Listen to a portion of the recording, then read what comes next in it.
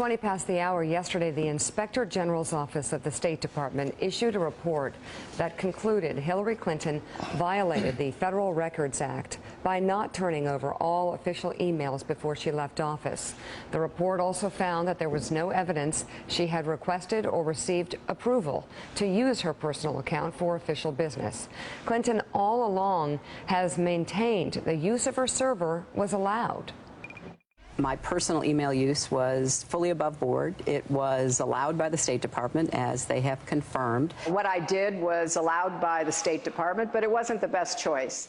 And I have been as transparent as I know to be. And you said it was allowed, too. Yes, it was. But who allowed it? It was allowed under the rules of the State Department. And again... So nobody signed off on it? No, it was allowed. One of my predecessors did the same thing. Others in our government have done the same thing at very high levels, because the rules did change after I left the State Department. But at the time and in prior years, the rules allowed it. Well, as I have said many times, that was absolutely permitted, and I did it, and it turned out to be a mistake. It wasn't the best choice.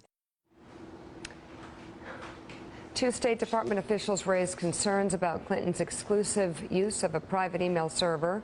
A senior official in Clinton's office told them the matter was not to be discussed any further. He instructed them to, quote, never to speak of the secretary's personal email system again. And according to a new Yahoo report, a congressional staffer involved in one of the Clinton email investigations identified the Clinton senior officials as John Bentel, a now retired career department official. He was questioned by the House Benghazi Committee and said he had no memory or knowledge of the issues he was being asked about, and declined a further request to be interviewed by the Senate Judiciary Committee.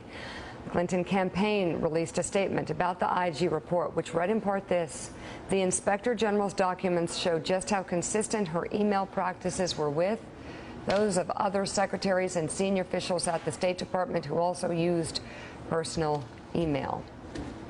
Well, it's just not, even the statement is not accurate. I know. Joining us now, national correspondent for Bloomberg Business Week and political columnist for the Boston Globe, Joshua Green, and in San Jose, California, NBC News chief foreign affairs correspondent and host of Andrea Mitchell Reports, Andrea Mitchell. Andrea, thanks for getting up early for us. The first interview we showed was the one that you did with her, and she says time and time and time and time and time and time again, it was allowed. Was it allowed? It was not allowed to not return those records before she left the State Department. She violated the Official Records Act, according to her own State Department IG appointed by President Obama.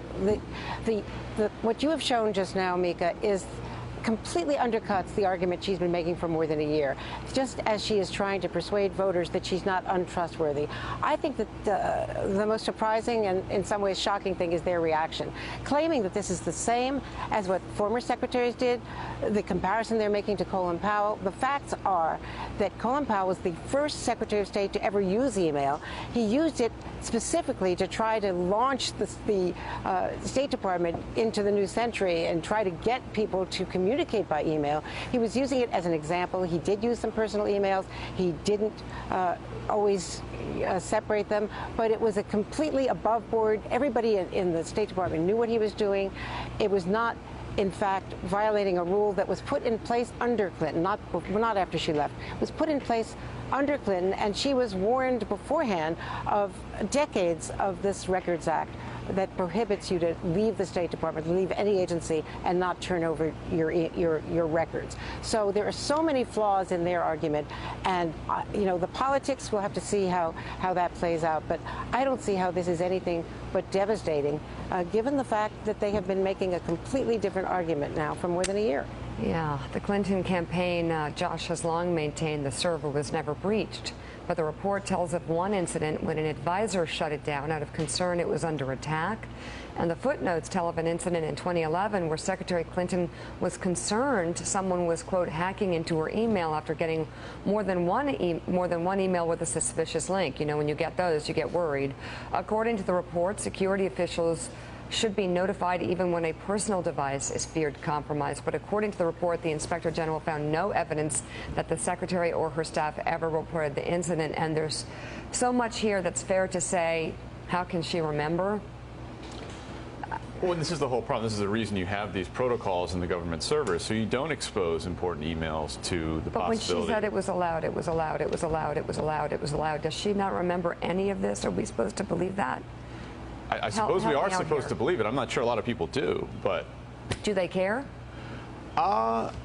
Yeah, I mean, I think this is a serious issue. I mean, if you were to, and this is a big if you were to remove, Donald Trump from the equation right now, this is the story that would be roiling the 2016 presidential election. Chuck. And more than that, it would be fueling more hand-wringing in the Democratic Party and all this. The only reason why I think there isn't panic on the Democratic side is because of Trump. I was thinking about this morning. If because of this breach, for instance, I don't think she could get confirmed, for instance, to be Attorney General. Well, because and I mean it this way, meaning their basic defense here.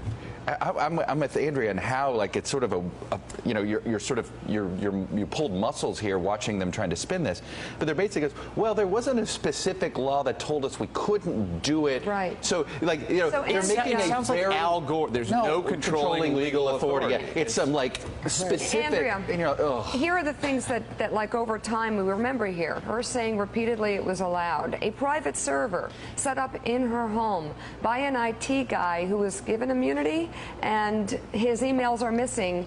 And she even joked when she was asked, I think in a high school gym, did you wipe the server? Meaning, get rid of everything so no one can see it. Yeah. And she joked about it being with the cloth. And I mean, I really don't want to be the one delivering this, but I got to tell you, this is really hard to believe. It feels like she's lying straight out. Andrea Mitchell, is she lying? I can't say that. I mean, I would let the viewer, I would let the voter make those determinations, but it doesn't hold up. There are so many inconsistencies, including their response yesterday.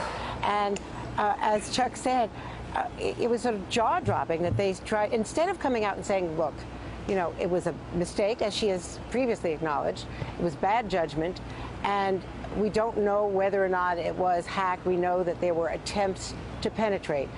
There's no evidence in this report that penetration, that actually happened, but you can't, prove the negative. But they should have just come out, arguably, and said, this is a mess and we're going to try to move on. Instead, they're fighting it and coming out with a completely non-credible argument on her behalf. And it also makes her defensive, and it makes her run from reporters and not want to do interviews and not want to talk to people covering her events all day yesterday.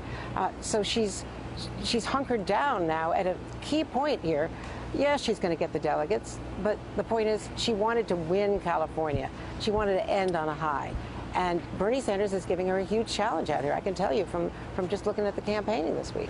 Chuck, to that point that Andrea just raised about reporters asking her questions, one of the more damning components of the Inspector General's report is when he declares in the report that Secretary Clinton declined the opportunity in a request to be interviewed when Madeleine Albright, Colin Powell, everybody else, John Kerry, they all were interviewed.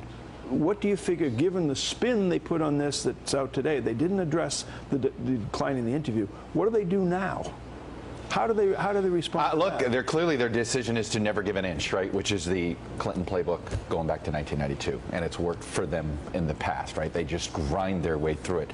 But I always have looked at this at sort of what is the Occam's razor, what's the most logical sort of explanation? And the most logical explanation is she wanted to make it harder for the press and Congress to see her correspondence. So they made FOIA requests more difficult by doing what? Making sure it wasn't on a government server, putting on a private server. And that's the part of this. The idea of convenience, I've never been able to accept that, because what's convenient about having a server in your house? I hate dealing with Wi-Fi at my house, okay? It's a pain in the... No, I'm like, why don't I have an IT guy at home? Chuck, it's not something you forgot you did. Yes. It's not something someone did or your husband set up for you and you forgot you did when you're Secretary of State. Come on, what a terrible everybody. Look. You know, like so many of these Clinton scandals, it's impossible to imagine that this wasn't going to surface. Andrea, last word. And yeah, just one quick point. We now see new emails never turned over, never before revealed, that the IG found. What's that all about? And one of them has her writing to Huma Abedin that she doesn't, that she'll go with a state.gov or another private device after one of the attempts, after spamming and things were not being received. This was early on. But she said, we want to make sure that the personal is not accessible, which is exactly to the point that Chuck was just making. NBC's Andrea Mitchell, thank you. Chuck Todd, thank you as well. Hey there, I'm Chris Hayes from MSNBC. Thanks for watching MSNBC on YouTube. If you want to keep up to date with the videos we're putting out, you can click subscribe just below me or click over on this list to see lots of other great videos.